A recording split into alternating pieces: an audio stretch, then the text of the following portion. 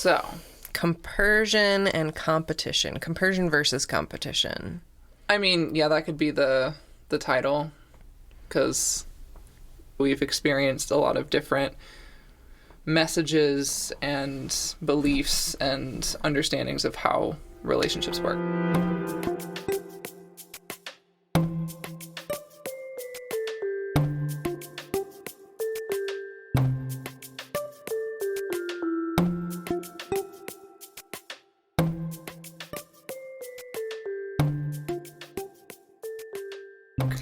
So, compersion. Compersion is a word that I didn't hear until I was reading More Than Two. That was my first introduction to the concept in general, which, yes, the concept in general, because our society doesn't teach us to celebrate other people's accomplishments. Our society really has ingrained us in the whole division of competition. Dog eat dog world. Dog eat dog world, survival of the fittest. Like, that's a lot of pressure, really. Gotta be the best. Gotta be the very best. Like no one ever was. It's like, how about instead? And that's the thing. Like with Pokemon, you have people that, you know, you can trade things with people, sort of like, so that you can help each other get to that level of... Right. And I had a really interesting conversation earlier today about competition and community. And we've become disconnected from community in so many ways. Like Pokemon... Okay, I'm sure there are people that play Pokemon that are cutthroat as fuck and, like, probably don't make very many friends in it because they're being dicks. But, like, a game like that can be friendly competition. It can be competition that's coming from a joyous place and, like, a fun place. But that's not where a majority of our competition comes from. A majority of our competition comes from not feeling good enough and feeling like we have to strive to outperform other people. Yeah, or else those people are going to be preferred over us. Right. And when we think that there's a scarce number of people that can achieve certain things, friendships, accolades, rewards, you know, etc., and have limited access or scarce access to certain resources, certain benefits, etc., of course, people are going to fight each other for them. Mm-hmm. Yeah, and as someone who struggled with socializing, it was one of those things that I actually ended up doing a thing where I would do these weird social experiments where I would have, you know, this idea of, like, what are friendships? Like, what do they mean for me? Do I have friends? Do they consider me their friend? And do we have to officially state it, like, I am your friend now? Right. Like, where is the line of I consider them an acquaintance versus I consider them a friend versus I consider them a best friend or I consider them a romantic partner? Like, the labels of it was such a thing for me. And there could only be, like, best friends, like one best friend, or, you know, so, like, in a group of friends, I would strive to be that person's best friend. And by striving, you probably inadvertently pushed people away. I mean, yeah, because I would be I'd have, like, this anxious energy about me of, like, I wasn't really present because I was constantly worried about and hypervigilant towards what people were doing and how it might be because I'm causing them to act that way. So it's like, for example, I had some good friends in high school and I was, you know, hell-bent on becoming some of their, like, best friend.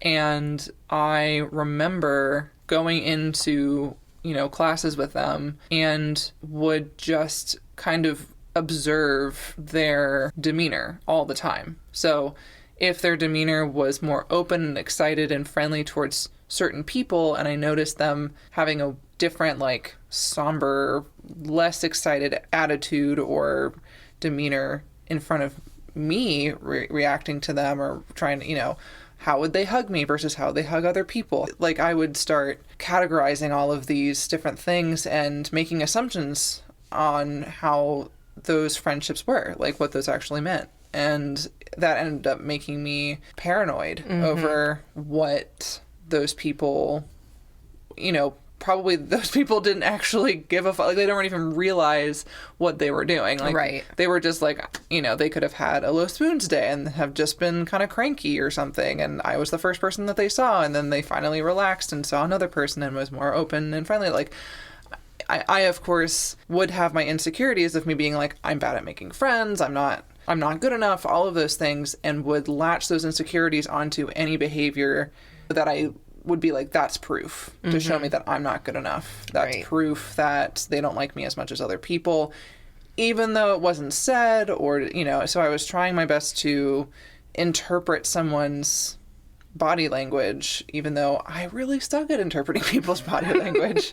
But yeah, that was kind of like my experience all throughout my life. And just that stemming from scarcity and I need to secure these friends right here, right now, or there will not be enough friends to go around, and fearing what labels mean. Yeah, and if I wasn't good enough, then they were going to find someone else that was better than me, and then they would want to spend more time with them, which would take away time that I wanted to spend with them, and it would just be this, I would be in competition with these other people that were awesome people, but I felt like since I wasn't stepping up, so to speak, then, I would just be pushed out.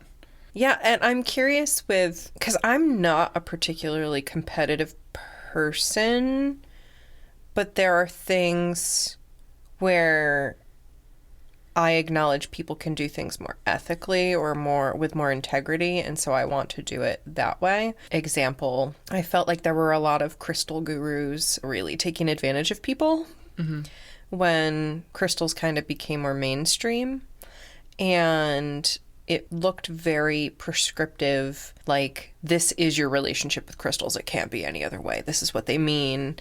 And also things that were making false promises, like, oh, if you buy rose quartz, people are going to automatically find you more attractive.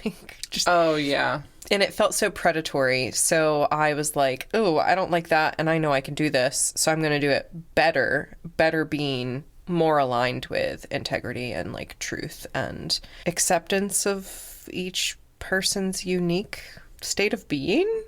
Instead of saying, like, this is how it has to be. But other than that, like, competition-wise, I haven't really felt particularly competitive. I did, however, struggle with compersion. So I guess we haven't really defined compersion at this point. So looping back around, compersion is feeling happy for someone else's happiness. That's what it basically is at its core. And my first introduction to this was in More Than Two, which is a book on polyamory and ethical non-monogamy. Good text, problematic author. So if you're looking to read any of the materials, I recommend the website more than purchasing something by him at this point, because I don't know what the author has done to admit to his domestic violence. But anyway, side note. But I hadn't heard of compersion until reading about it in Polyamory, but it's something that we all need to have the capacity to do. We all have the capacity for compersion. It doesn't have to exist just in a polyamorous sense. Or romantic relationship. Or romantic sense. Yeah. Right. Compersion is feeling happy that your best friend got a new job, or feeling excited that your kid had an opportunity in school to do something that they love, or sure, that your partner has another partner and they're happy with them, so you're happy for them. Like, I don't understand. Well, I do understand why it's such a difficult energy. And it's such a difficult energy because of this illusion of division, that we are separate, that there is scarcity, that we need to compete for the love, for the resources, for the time, for the energy, for the money, instead of everybody being able to do what they enjoy and us being happy that they're happy.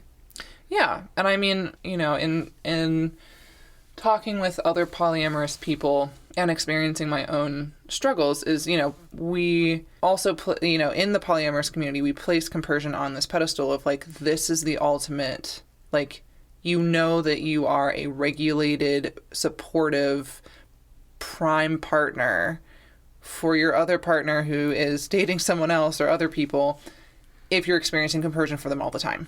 Like, that's the end goal. Like, you want that Well, I mean, that's how I read into it when I was reading More Than Two. That was like the prime feeling that you want to feel. Like, that shows that you, like, the whole not stigma, but like the whole misconception that polyamorous people can be polyamorous because they're more quote unquote enlightened to not experience jealousy. It's like, no, people who are in polyamorous relationships are not immune to those things. Like, you aren't going to hit compersion immediately for some things. You're not going to, you're going to experience jealousy and envy. You're going to experience those. The thing about it is that if in a polyamorous situation and you value your partner's autonomy and being able to make their own decisions based off of, they're safe, sane, and consensual with other people, whether that be in a sexual or romantic way, you are also responsible to communicate about your jealousy and envy and struggles that you're having. And the compersion's not going to be constant. Like, there's days that I'll have loads of compersion and just be like, oh my gosh, this is amazing. And then like the next day I might be kind of like peopled out and like wanting more one-on-one time or not like as much group time, and the compersion might not be as strong or might not even be there. So like the feelings of hanging out in a group is less optimal for me. And all of these different terms of like jealousy, envy, compersion, all of these things exist in the polyamorous community, but also in monogamous communities, in every community. Yeah. Every person experiences joy. Every person experiences fear. Every person experiences jealousy or envy. Mm-hmm. And can feel compersion. I mean, I imagine that there are some people who have never felt compersion. Yeah. And that, of course, stems from deeply ingrained societal fear. Yep. Deeply felt belief in scarcity. Mm-hmm. And it's very hard to be happy for other people if you feel like you're never going to get anything for yourself, if you are in, a really dark place. Mm-hmm.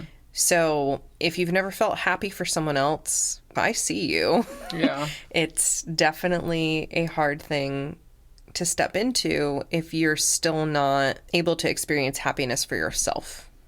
Yeah. I mean, that's kind of, if you're insecure and struggling with like a lot of negative feelings towards yourself, like, when Safriana was first starting to date Justin, I was really burnt out with grad school, and the time that Safriana and I were spending together, we were both very burnt out together, and it wasn't a lot of quality time. Like, we didn't have a lot of shared quality time together because we were, so tired and our schedules were so different. And she started dating Justin, and his schedule worked more with hers. And it was kind of like I was seeing this, her pie chart of time being delegated much differently. Like, there was a change in how time was being spent with different people. That was just something that really caused me to struggle, because I was like, I had the negative connotation that like, I'm not a great person to spend quality time with because I'm so burnt out. So I am just going to be an emotional wreck all the time, or won't really be able to truly enjoy certain games together. Like, we play Guild Wars 2, and like Love me some Guild Wars 2. And this past couple of weeks where I've graduated from grad school, and the past week that I played with them, like, I was actually on board. Like, I wasn't getting lost all the time. I was communicating consistently. My mind wasn't going off into other spaces. So I can tell that I'm, picking up the pieces from the burnout of being in grad school. So it's like, while I was in the midst of grad school, it's like the burnout was constantly causing me to have a bunch of negative, Yeah, you're out of your concepts. window of tolerance. Yeah. If you're out of your window of tolerance, you're not going to be able to experience something like compersion. Right. You're just too burnt out. You're either depressed or you're anxious or you're oscillating between both. There's no room for the positive emotions. Yeah, like that was when I was desperate to feel compersion. Like I was like, you'll experience how like you can logically understand something, but your emotions are not feeling the same way. And that incongruence can be very infuriating because you're like, can I just feel the same that I think? Like, so it's like I shipped you and Justin since I've met both of you and was like, this is going to be great if they ever start dating. And you did. And then since I was so out of my window of tolerance, it was like, my logic part was just like, they're happy and like there's nothing wrong happening. Like you're safe. Safriana is still she still loves you, like, all of these different things. And my emotions that were tied in from different childhood traumas and events that made me feel really anxious in my attachment, and out of my window of tolerance, it just made compersion impossible, which then made me critical over the emotions that I was feeling, which then would cause this cyclical loop of like, if you validate and support your emotions, even if your logical, rational side of your brain doesn't agree with them or is like, this doesn't make sense, why are you feeling this? Right. Trying to take yourself out of that critical lens and be like, okay, logic part, like, go into this metaphorical waiting room while I like sit and support these obviously very upset emotions and feel them, because the critical part will just not make you feel. They'll just be like, fuck those emotions, they're stupid, and then that'll just make them more riled, and then you're just in this constant cycle of spiraling into this like, I have these emotions and I hate that I have these emotions, I just really want to have this emotion instead, and I'm a piece of shit for not having this emotion. And then nothing good comes from it. No one benefits. No. Yeah, and thank you for sharing that experience and just taking it away from strictly a relational lens, romantic relational lens here, because we were talking about polyamory. Like, this exact energy can show up if, going back to the job example, like your best friend lands their dream job. Meanwhile, you're struggling, maybe you're a mom or a parent, and you're at home wrangling your kids and then going to a full-time job that you don't really love and you don't feel supported at home. And so even though logically that it's so exciting that your best friend got this dream job, you're out of your window of tolerance, struggling with all of your life struggles, and it's hard to feel joy for that friend. Yeah, and there's that. Sometimes I hear people say this, and it was definitely a thing that I felt like saying to you at times. I was like, it must be nice. Like, that's not a supportive statement at all. It must be nice is not supportive. It's coming out of envy, jealousy, out of your window of tolerance, just, desperate to also be experienced. Because, if you see someone in their joy and you're like, I want that. And it's like, for example, for me, I was like, I really want like to have this many connections as Safi. Like, I feel like Safriana is having more joy in her life because she has more intense connections with people. But I'm in a space where I don't have any time or spoons to either create connections or upkeep connections. So I was like bitter about the fact that even if I wanted that, I couldn't even try to explore that because I didn't have that ability. So it's kind of like also kind of being upset over our circumstances versus the other person's circumstances. Right. Going back into that energy of competition. And the reality is, like, we might not even actually want what the other person has. We just want the feeling. Yes. We want when we see people that are more regulated than maybe we are at the time, it's extremely challenging because we want to be at the stage that they are already. But our own development goes at its own pace, and you're not a person that wants genuinely to have as many connections as I have. Nope. Because that's draining to you. It might bring me joy to have that many connections when they're functioning smoothly, and like not everybody's in crisis all at once, of course. But sometimes that happens, and sometimes that happens, and then I'm out of my window of tolerance, and yeah, it gets a little hairy. But at the end of the day, anything that's coming from that place of misaligned competition, not fun, consensual, we're gonna see who's the very best like no one ever was, we're gonna play this board game, we're going to go for a hike and see who can climb the highest, but in a low pressure way. Like, everybody wins because we all went on a hike together. Not there Let's see is how many Pokemon winner. We can catch. Yeah, like how many shinies can we get? There's just so much that competition damages when it's coming from that place of, well, I want what they have, or I want to one up them. I want to be the winner. You know, when there has to be a winner and a loser, right? Nobody wins, actually. Yeah, and I mean, there's also this internal competition that we have. It's not necessarily we have like our idealized self. Like we're like, I'll be better next time. I will have this capability to be able to work out for 3 hours a day for 7 days a week, every day, eat super nutritious, and be the hottest version of myself.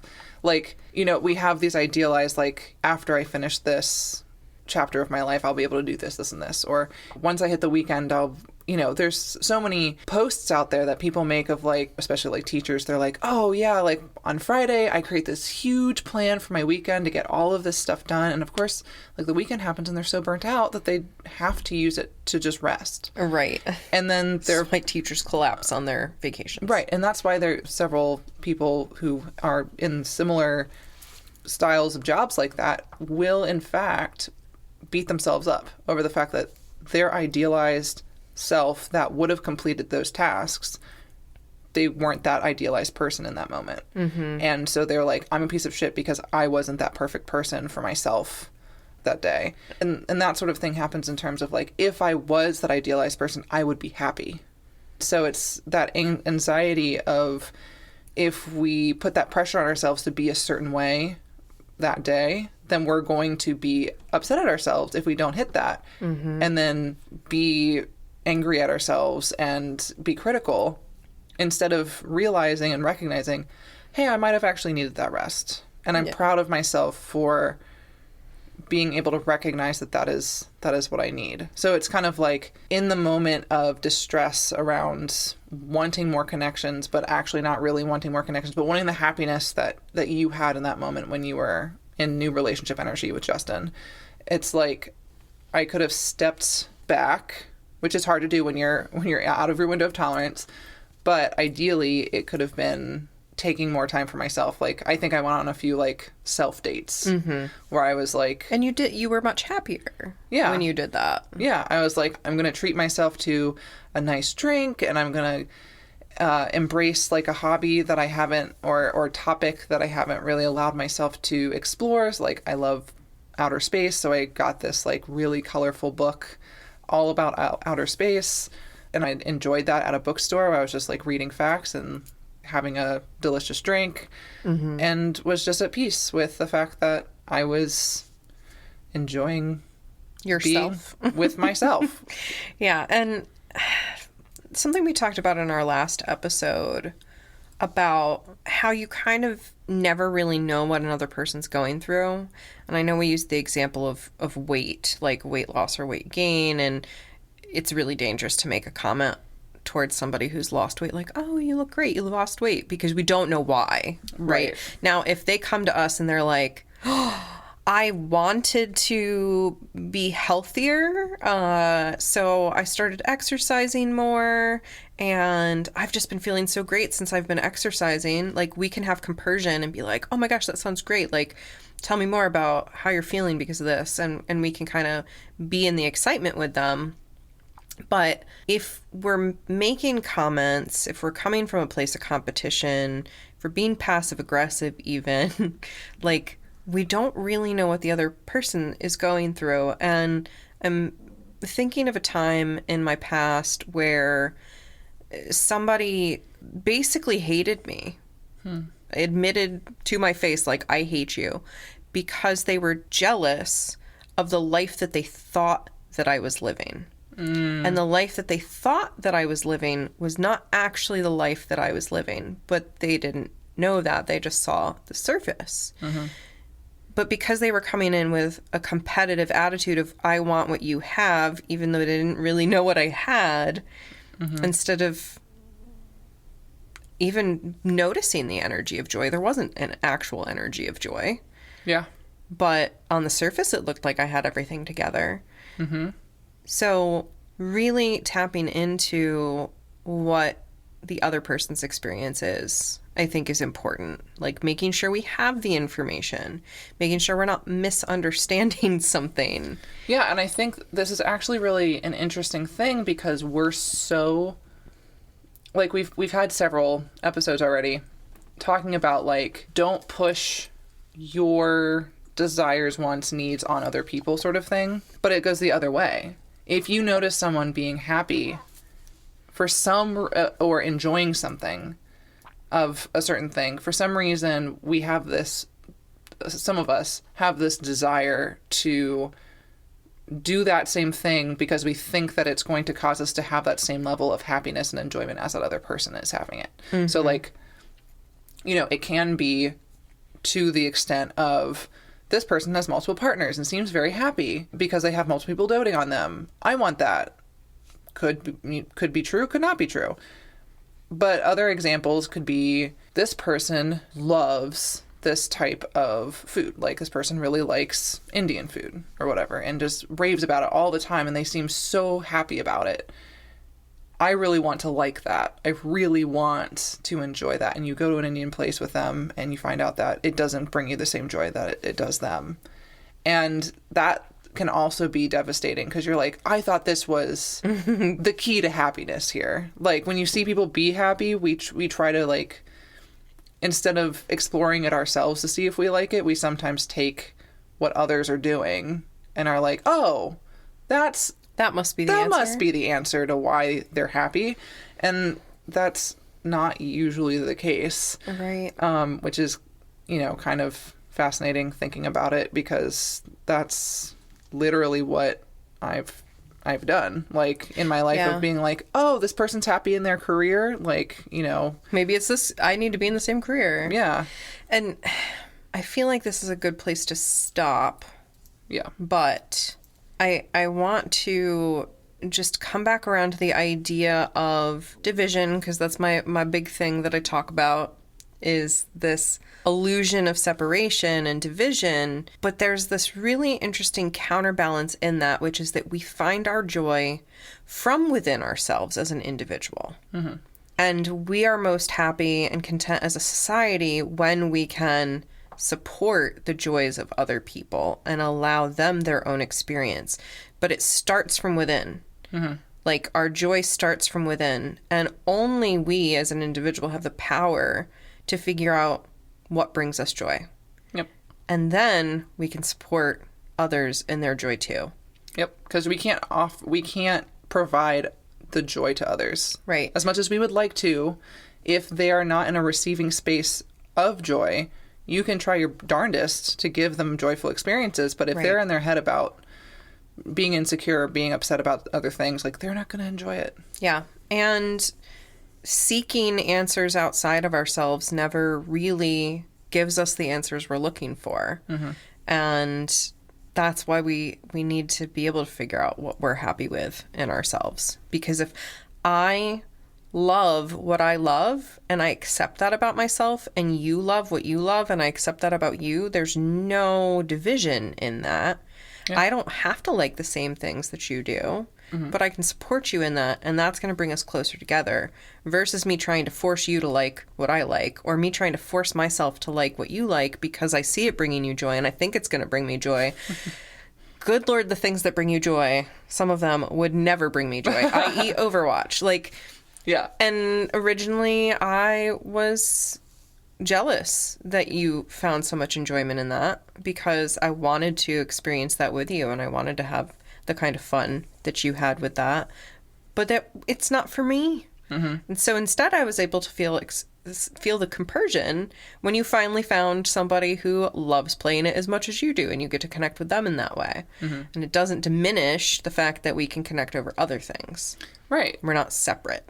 Right. And then there are also things that we connect with where your level of happiness and like investment in something is like 100% fully into it, like Guild Wars, and mine is like 80%. Like, I'm there, I enjoy it, but I can tell that I don't enjoy it as much as you.